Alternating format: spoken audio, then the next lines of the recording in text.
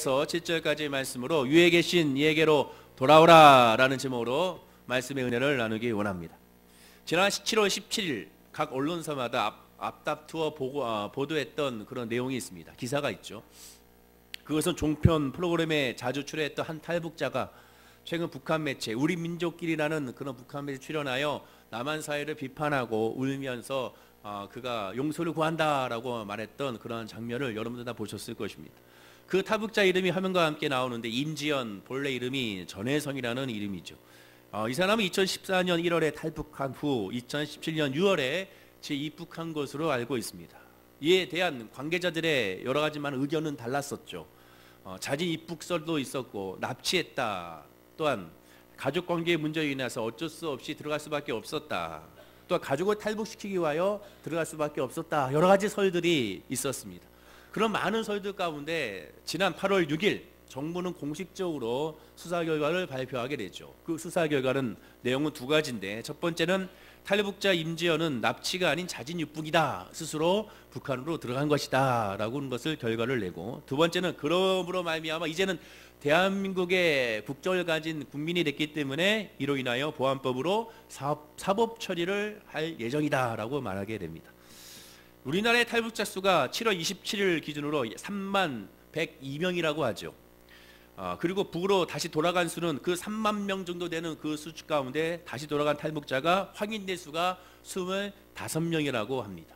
그리고 그 25명 중에서 다시 한국으로 돌아온 사람이 5명이라고 하죠. 그러니까 약 20명 정도가 재입국한 것이다 라고 말하게 됩니다. 그런데 사람들은 희한하게 여기죠. 특별히 탈북하신 분들은 더 이상하게 여깁니다. 왜냐하면 남한의 이 자본주의 사회를 맛본 사람들이 다시 북한에 산다는 것은 힘들 것이다. 굉장히 어려울 것이다. 못 견딜 것이다 라고 말하기 때문에 그렇습니다. 남한의 자본주의를 알지 못했던 사람들은 그 사회에서 버틸 수가 있으나 이미 경험한 사람은 한 달도 아니고 두 달도 아니고 1년, 2년, 3년을 경험한 사람은 돌아가기가 쉽지 않을 것이다 라고 말하게 됩니다. 그래서 한편으로는 이해가 되지만 한편으로는 이해가 되지 않는다라고 말하게 되죠. 이해가 된다는 부분은 어느 부분이냐면 가족에 대한 그리움 때문에 어쩔 수 없이 갔을 것이다 라는 그런 이유가 있습니다. 그런데 대부분 가족에 대한 그리움이 있는 사람들은 북으로 돌아가서도 어떻게 하느냐, 다시 가족을 이끌고 탈북하는 경우가 대다수라고 하게 되는 것이죠. 실제로 5명이 다시 온 사람들도 가족을 데리고 돌아온 것을 보게 됩니다. 그러나 그렇다고 해도 쉽게 그럴 수밖에 없을 거야 라고 말할 수는 없습니다. 왜냐하면 여전히 그래도 이해가 되지 않기 때문에 그렇습니다. 이 자본주의 사회에 통제되지 아니하고 자유가 있는 이 사회에서 살았다면 저 북한 사회, 즉 약간 이단성의 종교성으로 강한 그 사회에서 버틴다는 것은 쉽지가 않기 때문에 그렇습니다. 북한 사회에서 지도층 사회, 지배층 사회라면 살 수가 있겠지만 밑바닥에 있는 사람들이 대부분 오기 때문에 힘들 것이다 라고 대다수의 탈북자들과 학자들은 말하게 되는 것이죠. 그러다 보니까 가장 쉽게 납득이 되고 논리적으로 해석하는 경우가 뭐냐면 간첩일 것이다 라고 보통 해석을 하게 됩니다. 자, 그런데 이러한 이해가 안 되는 이러한 부분이 성경에도 나오게 됩니다. 성경에 보면 이와 비슷하게 이해가 되지 않는 모습이 우리에게 전해지게 되는 것이죠. 보다 정확하게는 출애굽기를 읽을 때마다 이해가 안 되는 부분이 바로 이 부분이 나오게 됩니다. 그것은 바로 뭐냐면 왜 이스라엘 백성들이 노예 생활하면서 출애굽을 했는데 왜 틈만 나면 다시 애굽으로 돌아가야겠다, 애굽으로 돌아갈 것이다, 우리 애굽으로 돌아가자는 말을 그렇게 계속하게 됐는가라는 그러한 의구심과 질문을 하게 되는 것입니다. 노예는 인간 취급을 받지 않았습니다. 지금의 북한 사회보다 더 취급을 받지 못하는 그런 사회가 노예 시대의 그런 모습이었고, 그래서 노예는 자유도 없을 뿐만 아니라 그 노예는 아무것도 할 수 없는, 노동밖에 할 수 없는 그런 모습이라는 것이죠. 민수기 14장에 보면 모세는 가데스 바네에서 12명의 정탐꾼을 보냈습니다. 잘 아시다시피 여호수아와 갈렙을 제외한 10명의 정탐꾼들은 보고와 함께 부정적인 판단을 하게 되죠. 그래서 10명의 정탐꾼들의 말을 들은, 정확히 말하면 보고를 들은 것이 아니라 그들의 보고는 여호수아와 갈렙도 인정했기 때문에 보고가 잘못된 것이 아니라는 것을 예전에 설교를 통하여 말씀을 드렸습니다. 보고는 정확했지만 그 보고에 대한 판단을 그들이 하게 됐죠. 그 판단의 그런 반응이 이스라엘 백성들에게 놀라게 했습니다. 민수기 14장 1절에 보면 이렇게 말하죠. 온 회중이 소리를 높여 부르짖으며 백성이 밤새도록 통곡하였더라. 보고 때문에 통곡한 것이 아니라 그 보고를 통한 판단이 이스라엘 백성들을 하여금 통곡하게 만들었습니다. 한마디로 우리는 거기에 들어갈 수가 없다. 우리는 거기를 칠 수가 없다. 우리는 거기를 공략할 수가 없다. 우리는 질 수밖에 없다라는 판단이 이스라엘 백성을 하여금 눈물 흘리게 한 것입니다. 소리를 높이며 부르짖으며 밤새도록 통곡하게 만들었죠. 근데 이 정도가 됐으면 보통 우리가 생각할 다음 장면은 뭐냐? 여호사밧 왕과 히스기야 왕처럼 하나님을 향하여 울부짖고 하나님을 향하여 기도하고 하나님 우리를 도와주세요. 하나님 우리를 살려주세요. 우리가 저 땅에 들어가야 되는데 하나님께서 약속하지 않았습니까? 저 땅에 들어갈 수 있도록 우리를 인도해 주세요라고 기도하고 간구하는 부르짖음이 있어야 되는데 그 반대의 반응을 이스라엘 백성들은 지금 하고 있습니다. 이스라엘 백성들은 4번에 걸쳐서 반응을 보이게 되는데 점진적인 반응을 보이게 되죠. 이 반응이 어쩌면 지금 믿는 저와 여러분들의 하나님을 향한 반응이 아닌가라는 생각을 하게 됩니다. 그럼 첫 번째 반응이 뭐냐? 민수기 14장 2절 전반절에 이렇게 반응합니다. 이스라엘 자손이 다 모세와 아론을 원망했다. 들어가지 못한다는 말을 듣는 순간 자연스럽게 눈을 돌리는 것은 눈에 보이는 지도자를 향하여 원망과 불평을 하게 되죠. 당연히 이스라엘 백성들은 모세와 아론을 향하여 원망하고 불평하게 됩니다. 이스라엘 자손이 다 모세와 아론을 원망했더라. 한 사람도 빠짐없이 모두가 다 모세와 아론을 향하여 왜 이곳으로 데려왔느냐라고 원망하고 불평하게 되죠. 두 번째 반응은 민수기 14장 2절 후반절에 말합니다. 온 회중이 그들에게 이르되 우리가 애굽 땅에서 죽었거나 이 광야에서 죽었으면 좋았을 것을이라고 말하게 됩니다. 온 회중이 그들에게 이르되 우리가 애굽 땅에서 죽었거나 이 광야에서 죽었으면 좋았을 것을. 즉 한마디로 두 번째 반응은 차라리 야 거기서 죽었으면 좋았을 텐데 왜 데려왔느냐라고 지금 말하는 그런 모습을 보게 되죠. 사람을 향하여 원망하다가 자기 자신에 대한 그런 상황을 비판하게 되고 비관하게 되는 것을 보게 됩니다. 여기서 그들이란 역시 모세와 아론을 말하게 되죠.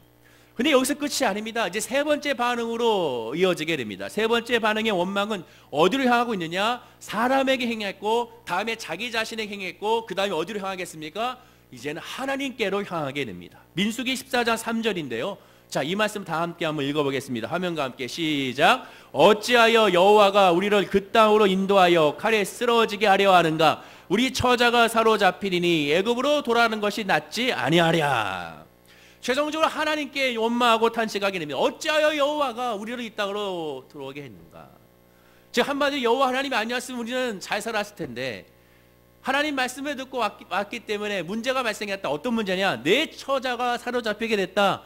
내 처자가 사로잡힌다는 것은 내 처자가 노예가 될 것이다 라는 그런 말을 하고 있는 것을 보게 됩니다. 보통 청소년의 시기를 질풍노도의 시기라고 하죠. 질풍노도, 몹시 빠르고 부는 바람과 무섭게 소용들이치는 큰 물결을 말하게 됩니다.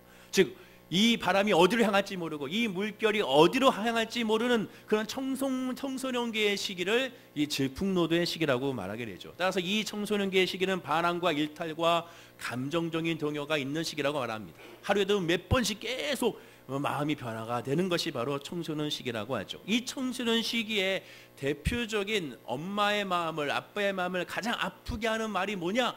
설문조사에 가면 첫 번째 말이 바로 이것이라고 하죠. 이럴 거면 왜 나를 낳았어? 이것이 가장 부모에게 가장 큰 아픔의 말이라고 합니다. 그래서 오죽했으면 심리치유 전문가 김영하 씨가 자기 자식을 키우면서 자기 자녀를 키우면서 책을 하나 냈습니다. 그 책 제목이 확 마음에 와닿게 되는데요. 제목이 뭐냐면 10대라는 이름의 외계인이라는 겁니다. 10대라는 이름의 외계인. 청소년은 외계인이라는 것이죠. 한마디로 미지의 세계, 알 수가 없다라는 겁니다. 지금 이 자리에도 청소년이 계시는데 알 수가 없는 외계인이라는 것이죠. 이 책의 내용은요, 소통하지 못하는 10대와 부모를 위한 심리치유 에세이입니다. 어떻게 하면 아이와 소통할까? 어떻게 하면 아이와 대화를 할 수 있을까라는 책이죠. 그런데 결국 이 책의 전문가도 실패했기 때문에 이 책을 내는 것을 보게 됩니다. 지금 이스라엘 백성들의 모습이 바로 이런 모습이 질풍노도의 모습이죠. 청소년과 같이 감정의 변화가 어마어마하게 흔들리는 것을 보게 됩니다. 그런데 이 질풍노도의 시기에 청소년과 마찬가지로 해서는 안 될 말을 이스라엘 백성들은 마지막 네 번째 반응에 하고 있습니다. 그 반응이 뭡니까? 민수기 14장 4절인데요. 자, 이 말씀 한번 다 같이 읽어볼까요? 자, 시작. 이에 서로 말하되 우리가 한 지휘관을 세우고 애굽으로 돌아가자 하매. 한 지휘관을 세우고 애굽으로 돌아가자.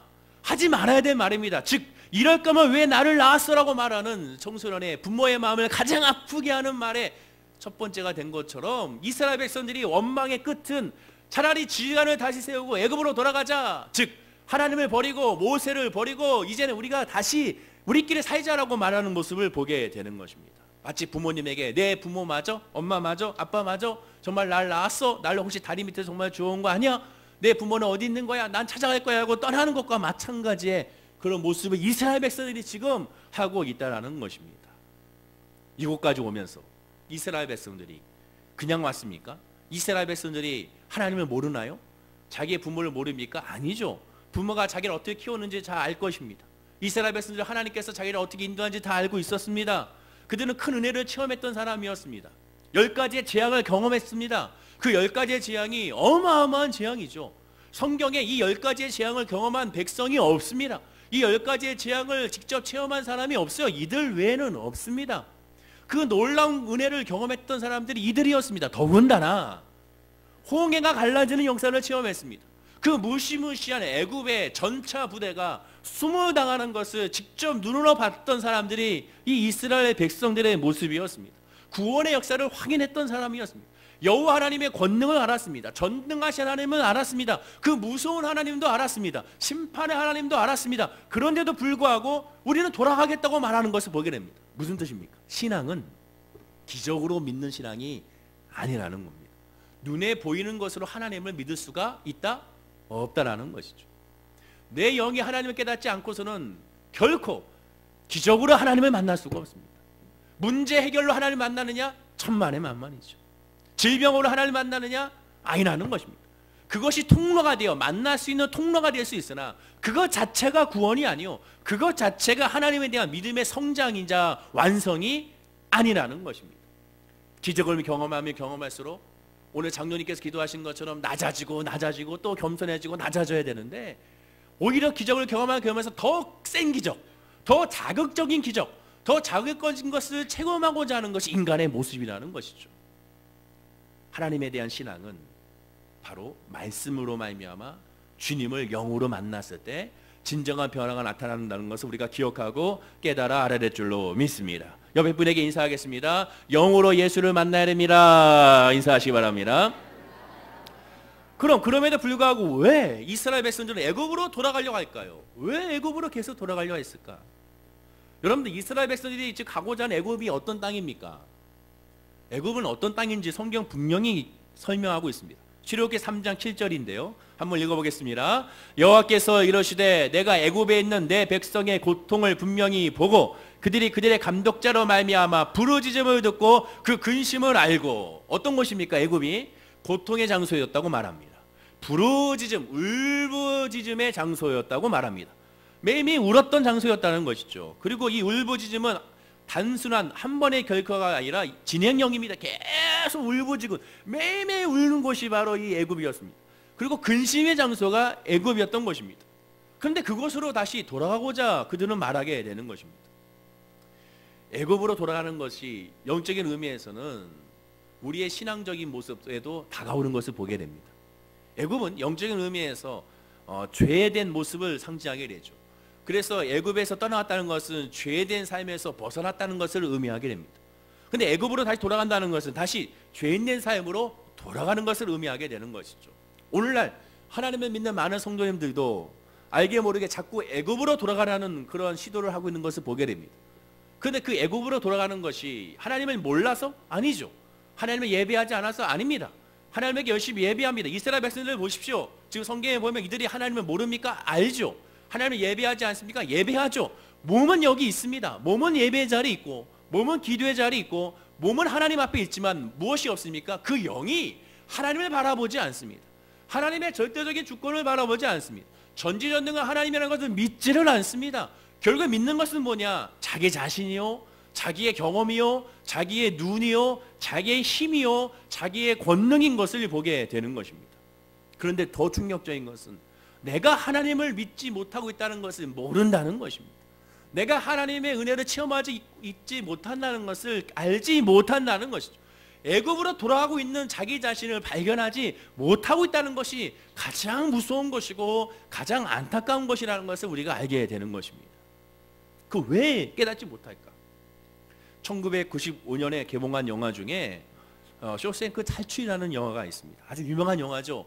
이 영화를 보신 분들이 많이 계실 것입니다. 혹시라도 이 영화를 보지 못한 분이 있으면 정말 이 영화는 꼭 봐야 될 영화 중에 하나라고 저는 자신 있게 말할 수가 있습니다. 저도 이 영화를 몇 번이나 봤는지 모르겠습니다. 볼 때마다 지루한 것이 아니라 볼 때마다 또 새로운 것을 다시 한번 발견하게 되는 것이죠. 요즘 유행하는 말로 인생 영화다라고 할 수가 있는 영화가 바로 이 영화가 될 것입니다. 이 영화의 내용 중에 아주 의미심장한 내용이 중간 부분에 나오고 마지막 부분에 또 나옵니다. 한 죄수가 만기가 되어 출소했지만 감옥 생활이 그리워서 일부러 죄를 짓고 다시 그 감옥으로 돌아오게 됩니다. 사람들이 이상하게 여기죠. 야, 너 왜 돌아왔어? 이곳이 그리워서 돌아왔어. 이해할 수 있습니까? 이해가 안 되죠.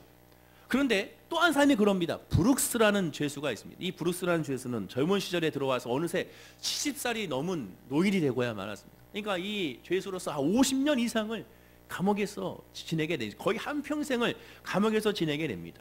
그런데 이제 70세가 넘어서 가석방이 되었습니다. 가석방이 되었다는 소식을 들으면 어떻게 됩니까? 좋아야죠. 기뻐야죠. 그런데 그 소식을 듣자마자 나는 이 감옥에서 나가지 않겠다고 사람을 죽이려고 하는 모습을 보이게 됩니다. 놀라운 것이죠. 이해가 안 되는 것이죠. 왜 그러느냐? 울면서 말합니다. 이 감옥에서 나가는 것이 나는 두렵다라는 것이죠. 나는 이 감옥에서 나가는 것이 싫다라는 겁니다. 젊었을 때는 빨리 이 감옥에서 나가고 싶어 했겠죠. 그러나 이제는 이 감옥에서 나가는 것이 싫다라는 겁니다. 두렵다라는 것이죠. 그 모습을 보고 있었던 레드라는 사람이 그 모습을 보고 야, 저렇게 된 것은 여기에 익숙해져서 그런 거야 라고 말을 하게 됩니다. 그런데 이 레드라는 사람도 빨리 감옥에서 나가고 싶어 했습니다. 그러나 시간이 지나면서 가석방이 계속 기각이 되죠. 그러던 어느 날 이 레드 역할을 했던 모건 브리먼은 브룩스와 마찬가지로 똑같이 가석방을 하게 됩니다. 석방과 동시에 슈퍼마켓에서 일을 하게 됐는데 일을 하면서 생활하면서 전혀 기쁘지가 않은 겁니다. 늘 불안하고 두려웠고 염려하게 되고 그런 말미암아 자살에 대한 충동도 느끼게 되죠. 그 레드의 모습을 잠깐 우리 영상을 통하여 한번 보겠습니다. 레드가 어떻게 자기의 말을 하는지 한번 들어보시기 바랍니다. 40년 동안 허락을 맡고서 화장실에 갔었다. 허락을 받지 않으면 난 오줌도 안 나온다. 이것이 내가 바깥 세상에서 직면한 현실이다. 내가 할 수 있는 건 여기서 아무것도 없다.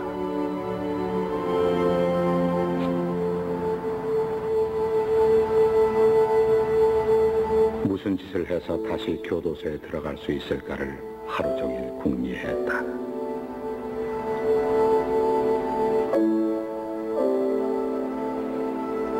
두려움 속에 사는 건 비참하다. 브룩스 영감은 알았을 것이다. 너무나 잘 알았을 것이다. 내가 바라는 단 한 가지는 이제 그만 떠나는 것이다. 두려워할 게 없는 저 세상으로. 다만 한 가지 날 붙잡는 것은 앤디와의 약속이었다. 네, 여기까지의 영상입니다.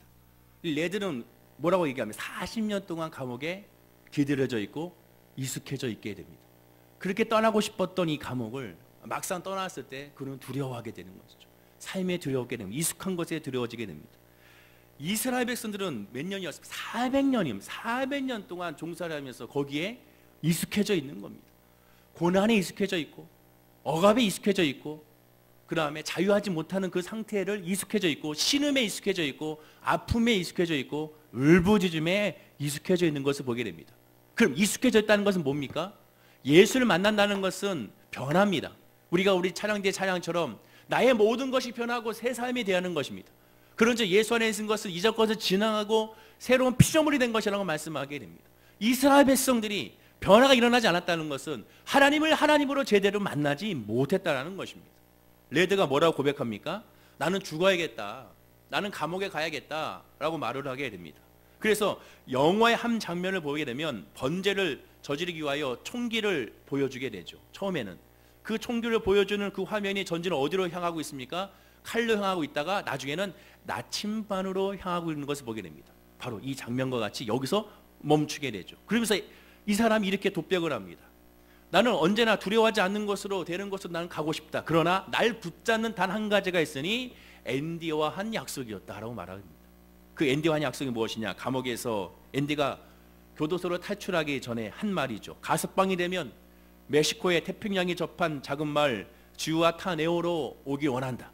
그런데 그곳으로 가기 위해서는 내가 내 아내에게 청혼했던 그 자리에 밑에 나무 밑에 땅을 파보게 되면 거기에 모든 정보가 있으니 그곳으로 찾아오기를 바란다. 그리고 거기서 만나기 원한다라고 말하게 됩니다. 이 약속을 하게 되죠. 나중에 꼭 거기 가보겠다는 약속. 그러면 그곳을 가기 위해서는 나침반이 필요했던 것입니다. 그래서 그 나침반을 죽으려고 했던 그 사람이 총을 받다가 칼을 받다가 마지막 나침반에서 끝나는 것을 보게 되죠. 즉 결단한 겁니다. 나는 죽어야겠다가 아니라 나는 감옥에 다시 돌아가겠다가 아니라 나침반을 들고 약속을 가지고 나가겠다라고 고백하게 되는 것이죠. 하나님의 믿음의 사람도 마찬가지입니다. 예수 믿는 사람, 하나님의 믿는 사람, 이스라엘 백성은 지금 약속의 땅 가나안 땅으로 가고 있는 중이었습니다. 그 가나안 땅에 여정이 있었습니다. 그 가나안 땅 여정에 그들이 필요했던 건 바로 무엇이냐? 바로 이 레드가 가지고 있었던 나침반과 같이 그들에게는 하나님의 말씀이 나침반이 되어 그 말씀만 나침반만 보고 따라가면 됐습니다. 어떠한 상황에서도 그냥 그 길만 가면 되죠. 앤디는 말합니다. 멕시코로 돌아올 수 있도록 국경을 통과할 수 있도록 건물에서 쉽게 통과할 수 있는 길을 알려줍니다. 이 길을 통하여 이 길로 돌아오라고 아무것도 적혀져 있지 않은 엽서를 보내면서 아 이렇게 국경을 넘었구나 나도 그쪽으로 오라는 뜻이구나 하는 것을 알게 되는 것이죠. 하나님 우리에게도 그렇게 말씀해 주신다는 것이죠. 이스라엘 백성의 입장으로 살펴보게 되면 애굽에서는 노예 신분으로 자유는 분명히 없지만 일단 먹고 사는 것은 지장이 없었습니다. 날마다 반복되는 중노동에 시달리면서 육신적으로 고달팠지만 그러나 먹는 것은 걱정이 없었다는 것이죠. 애굽의 노예들에게 스트레스 풀기 위하여 1년에 한 번씩은 꼭 분명히 1년이든 2번이든 어쩔지 모르겠지만 한 번씩은 꼭 분명히 그들에게 많은 고기와 향락을 제공했을 것입니다. 왜? 역사적으로 봤을 때 대부분의 노예를 거느리고 있는 국가들은 그렇게 해왔기 때문에 그렇죠. 자유가 있는데 먹고 사는 데는 고통이 따랐습니다. 광야의 떼양볕과 찬설이는 너무나 견디기 힘들었을 것입니다. 자유는 있었지만 먹는 것이 없었던 것이죠.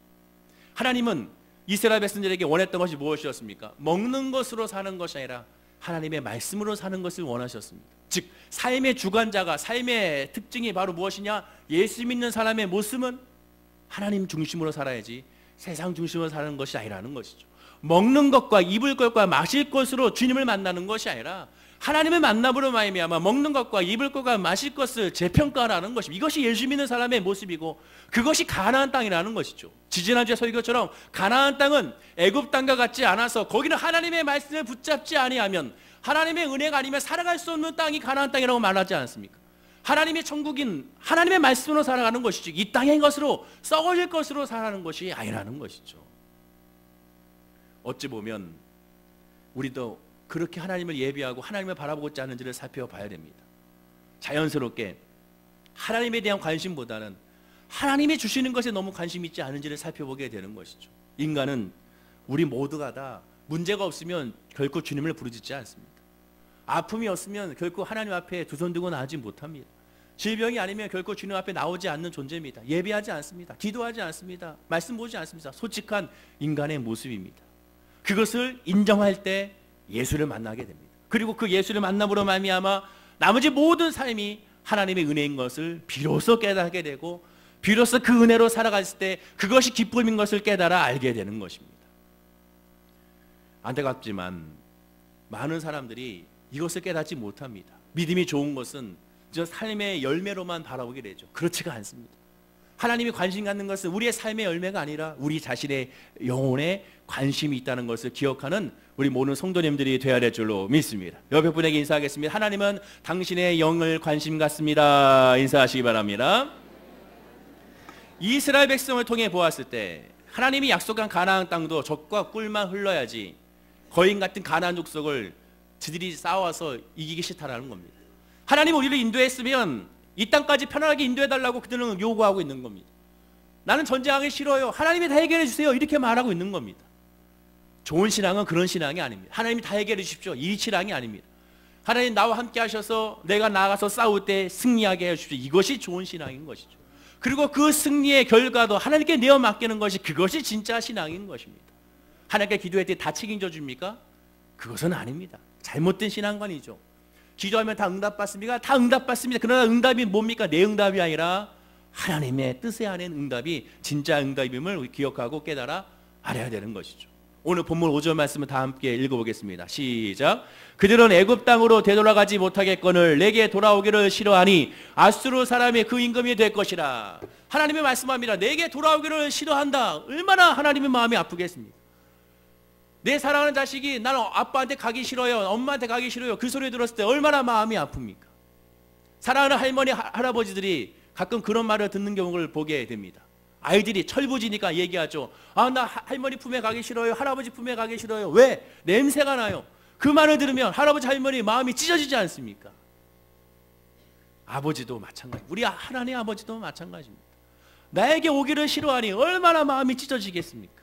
그래서 말씀하죠. 공동번역으로 보면 이 본문을 이 백성은 나를 저버리고 이집트로 데려가려 하지만 결국 아시아의 지배 아래 들리라. 너희들은 결국 세상의 임금의 지배 아래 들어가게 될 것이다.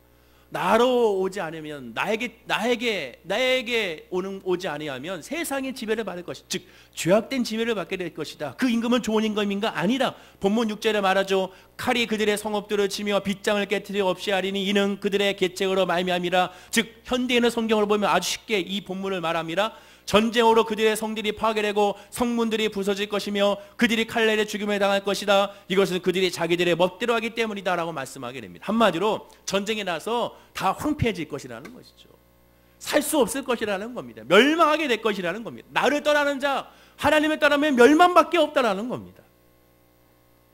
그렇다면 왜 하나님은 인생에 쉽지 않도록 계속 환란이 생기도록 허락하셨을까? 왜 이스라엘 백성들은 아주 편안하게 가나안 땅으로 들어가게 하면 좋은데 왜 굳이 그렇게 고난과 역경을 계속 주실까? 이유는 하나밖에 없습니다. 생존의 목적이 아닌 하나님이 목적이 되어야 하는 것이죠. 하나님이 인간을 지은 목적이 뭡니까? 하나님의 찬양토록 우리를 지으셨다고 성경에 말씀하고 있지 않습니까? 하나님을 예배하는 예배자로 우리를 세우신 겁니다. 하나님 바라보기 위하여 하나님 우리를 세우셨다는 것이죠. 삶의 주관자가 하나님이라는 깨닫게 하기 위하여 하나님 우리를 세우셨다는 겁니다. 그러면서 하나님 말씀하죠. 레위기 11장 45절 말씀입니다. 다 함께 읽어보겠습니다. 시작. 나는 너희의 하나님이 되려고 너희를 애굽 땅에서 인도해낸 여호와라. 내가 거룩하니 너희도 거룩할지어다. 하나님의 말씀입니다. 나는 너희의 하나님이 되려고. 얼마나 구구절절합니다. 나는 너희의 하나님이 되기 원한다. 그래서 너희를 이스라엘 백성들을 애굽으로 이끌어냈다. 이 시간에 월계수목회 삼부 예배드리는 성도님들에게 하나님 말씀하는 겁니다. 나는 이 삼부 예배드리는 여러 성도님들의 하나님이 되려고 너희들을 이 땅으로, 이 예배장으로 불러냈다라는 것이죠. 그러면서 뭐라고 말씀합니까? 내가 거룩하니 너희도 거룩하라. 하나님 원하는 것은 거룩하라는 겁니다. 그렇게 하지 않으면 살아갈 수 없기 때문에 그렇습니다. 거룩하는 것이 뭡니까? 이 세상에서 잘 되는 겁니까? 승진하는 겁니까? 사업이 잘 되는 이것이 아니라니까요. 이것이 아니라 거룩하라는 것은 오직 하나입니다. 하나님만 바라오라는 것이죠. 지난 금요일날 CTS에서 말씀을 전했는데 그때 제가 그 말씀을 전했습니다. 그날 새벽에 전했던 말씀을 전했거든요. 그때 그 말씀을 전하면서 제가 그런 고백을 했었습니다. 하나님께 예배하고 하나님께 기도하고 하나님께 간증하는 것은, 즉 복음을 전하는 것은, 여태까지 제가 목회 생활하면서 하나님, 우리가 잘 돼야 복음을 잘 전하지 않겠습니까? 내가 질병에서 치료받아야 내가 복음을 잘 전하지 않겠습니까? 내가 물질적으로 잘 돼야 복음을 전하는데 쉽지 않겠습니까? 사업이 잘 돼야 복음을 잘 전하지 않겠습니까? 그러니 사업이 잘 되게 하시고 직장도 잘 되게 하시고 건강케 하여 주십시오. 저는 이렇게 여태까지 바라고 기도했어요. 그런데 사도 바울을 보면서 다시 깨달았던 것이죠. 의의 은혜가 내게 조카도다. 은혜가 조카도다. 은혜의 가시를 3번이나 기도했습니다. 하나님 이 가시를 좀 없애어 주십시오라고 3번 기도했습니다. 그런데 하나님은 조카다. 그것이 완전한 것이다라고 하나님은 말씀하셨습니다. 사도 바울이 왜 이 은혜의 가시를 없애달라 했습니까? 자기 자신을 위해서? 아니죠. 복음을 증거하기 위하여 이 은혜의 가시를 없애달라 했습니다. 그때 하나님은 아니다, 충만하다는 것이죠. 네가 아프고 골고거려도 복음을 전해라. 네가 잘 되고 네가 건강했을 때 복음을 전했을 때 그 복음이 들어가는 것이 아니라 인간의 생각으로 봤을 때는 그럴지 몰라도 하나님의 눈으로 봤을 때 그렇지가 않다는 것이, 복음의 능력은 그렇지가 않다는 겁니다. 왜 그럴까? 내가 건강하면 사람들이 좋아할 것 같은데, 그러나 내가 건강치 않으면 사람들이 무시할 것 같은데, 처음에 무시할지 몰라도 야 너나 예수 믿어라, 너나 치료받아라, 너만 먼저 잘 되라, 그럼 내가 예수 믿겠다. 그럼에도 불구하고 성경 말씀은 크게 기뻐하노니, 크게 기뻐하는, 물질의 문제 해결되지 않아도, 질병의 문제 해결되지 않아도, 삶의 문제 해결돼도 크게 기뻐하고 하나님을 예비하고 하나님을 즐거워하고 나가서 복음을 증거하고 예수 믿으세요, 좋습니다, 예수 믿으세요, 구원받습니다. 그 모습을 보고 사람들이 처음에 너나 믿어라 그랬다가 나중에는 좀 이상하네, 뭔가 있나 보네, 저 사람이 혹시 미친 거 아닌가, 그러다가 나중에 세 번째 반응은 저 사람이 믿는 예수가 어떻길래 저렇게 저런 상황에서도 기뻐하고 즐거워하고 평안할까, 그것을 깨닫게 되고 하나님께로 돌아온다는 겁니다. 능력은 어디에 있는가? 삶에 있는 것이 아니라 복음에 있다, 말씀에 있다라고 성경 분명히 말씀하고 있음을 기억하는 저와 여러분들이 되어야 될 줄로 믿습니다. 그래서 하나님 말씀하는 겁니다. 내가 거룩하니 너희도 거룩하라. 문제로 통하여 예수를 만나는 겁니다. 그것 자체의 응답이 먼저 아니라 그것을 통하여 예수를 만나고 그것을 통하여 성령을 만나는 우리 모든 성도님 되기를 간절히 축원을 드립니다. 제발 거룩하나 거룩하는 하나님 호소가 들리지 않습니까? 오늘 본문 7절에 보십시오. 그럼에도 불구하고 이 이스라엘 백성들의 반응입니다. 다 함께 한번 읽어보겠습니다. 내 백성이 끝끝내 내게로 물러가나니 비록 그들을 불러 위에 계신 이에게로 돌아왔지라도 일어나는 자가 하나도 없도다. 하나님이 간절한 호소에 이스라엘 백성의 반응을 보십시오. 끝끝내 내게서 물러갔다. 그들을 불러 위에 계신 이에게로 돌아왔지라도 일어나는 자가 단 한 사람도 없도다. 의인이 없는 단 한 사람도 없다고 말씀한 것처럼 단 한 사람도 하나님께로 돌아오지 않았다라고 성경은 한탄하고 있는 것을 보게 됩니다. 그들은 애굽을 그리워했습니다. 출애굽기 32장 8절에 보면 그들이 내가 그들에게 명령하기를 속히 떠나 자기를 위하여 송아지를 부어 만들고 그것을 예비하며 그것에게 제물을 드리며 말하기를 이스라엘아 이른 너희를 애굽 땅에서 인도해낸 너희 신이라 하였도다. 여기 보시면 그들에게 명령한 길을 어떻게 떠났습니까? 속히 떠났다라고 말합니다. 속히, 그냥 바로 떠났다는 것이죠. 여러분, 죄악은 하나님을 떠나는 것은 속히 떠나게 됩니다. 예수를 만나는 것은 많은 여정을 거치게 됩니다. 예수를 만나는 것이 하나님의 영이 하나님 깨달았었기 때문에 숱한 경험을 해야 되고 많은 울부짖음과 부르짖음과 중보 기도와 말씀으로 말미암아 깨어지고 부서져서 결국 예수를 만날 수가 있게 될 것입니다. 그런데 그 예수를 만난다 하더라도 진정한 예수를 십자가로 만나지 않게 되면 이스라엘 백성까지 속히 떠나버리게 됩니다. 언제? 자기가 원하는 것을 발견했을 때, 자기의 이익을 발견했을 때, 자기가 원하는 상황 가운데 있게 되면 하나님을 버리고 예배를 버리고 세상을 선택하는 이러한 모습을 발견하게 되는 것입니다. 이 모습을 보고 하나님 어떤 반응을 보일까요? 오늘 본문 8절이 그 하나님의 반응입니다. 우리 이 반응인 8절을 천천히 한번 읽어볼까요? 다 같이 시작. 에브라임이여 내가 어찌 너를 놓겠느냐, 이스라엘이여 내가 어찌 너를 버리겠느냐, 내가 어찌 너를 아드마와 같이 놓겠느냐, 어찌 너를 스보임같이 두겠느냐, 내 마음이 내 속에서 돌이키어 나의 궁율이 온전히 불붙듯 하도다.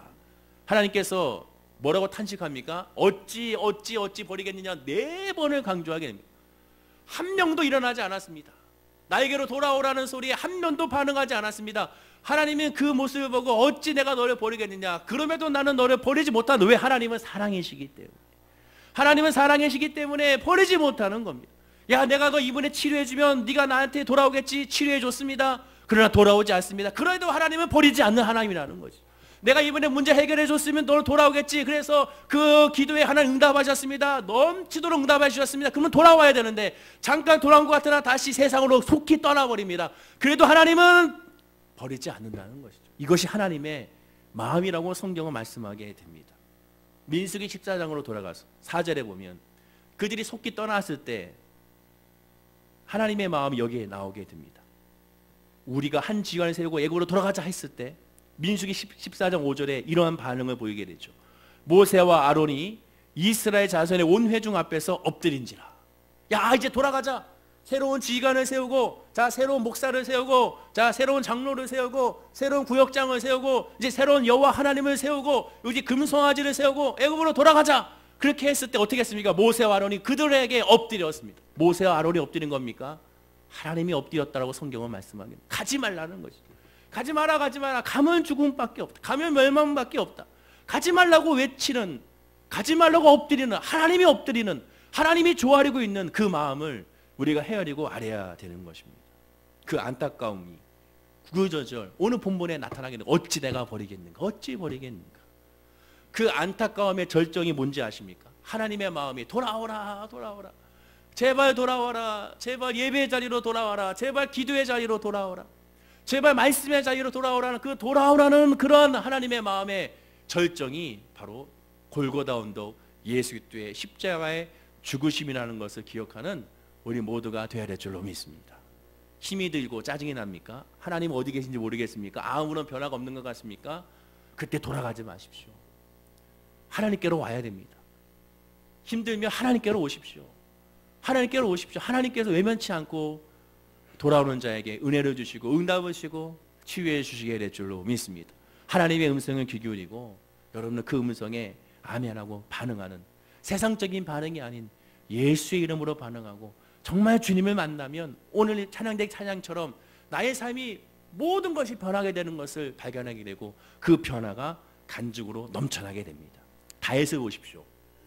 다윗은 많은 은혜를 경험했던 사람이었습니다. 그의 삶 가운데 간증이 충만했죠. 그러나 다윗이 자기의 삶을 간증했습니까? 아, 내가 이렇게 치유받았습니다. 할렐루야 이렇게 했습니까? 아닙니다. 내가 이렇게 전쟁에서 이렇게 승리했습니다. 할렐루야 이렇게 했습니다. 아닙니다. 그가 했던 건 뭡니까? 오직 여호와 하나님만 고백합니다. 여호와는 나의 반석이시여, 나의 구원이시여, 나의 산성이시여, 나의 구원의 뿌리시여, 나의 목자시여라고 고백하게 됩니다.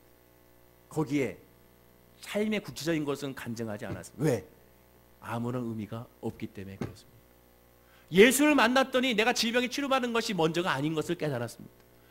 예수를 만났더니 내 문제가 해결되는 것이 먼저가 아닌 걸 깨달았습니다. 예수를 만났더니 하나님이 나의 하나님이라는 것을 깨닫는 순간 나머지 모든 것들은 다 2차적인 3차적인 것에 불과하게 됐던 것입니다. 사람을 월계선 복의 성도인 모두가 다 그런 고백이 있기를 간절히 축원을 드립니다. 돌아가지 마시고 예배 자리에 있으시기를 간절히 축원을 드립니다. 예수를 진짜 만나는가? 진짜 믿음 안에 있는가?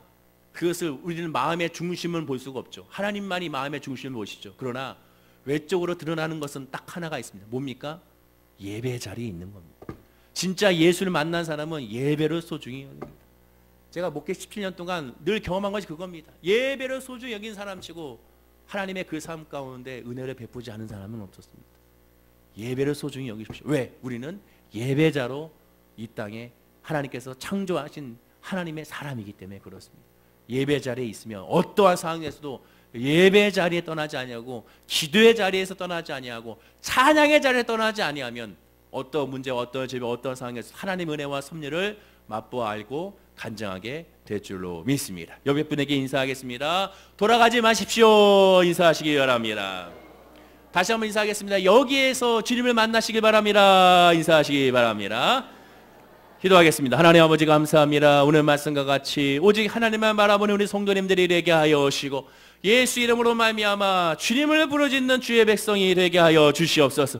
죄악된 세상에서 익숙해지지 아니하게 하시고 이제는 그 모든 죄악을 벗어나게 하여 오시고 멀리하게 하여 오시고 냄새도 맡지 아니하는 우리 모든 성도님들이 되게 하여 주시옵소서. 하나님의 중심으로 바로 서게 되기 원합니다. 하나님의 음성에 아멘하게 하여 주셔서 돌아오라는 그 말에 아멘하게 하여 주시고 위에 계신 여호와 하나님께로 일어나 기뻐하고 감사하는 주의 백성들이 다 되게 하여 주시옵소서. 감사드리며 예수님의 이름으로 기도드립니다. 아멘. 우리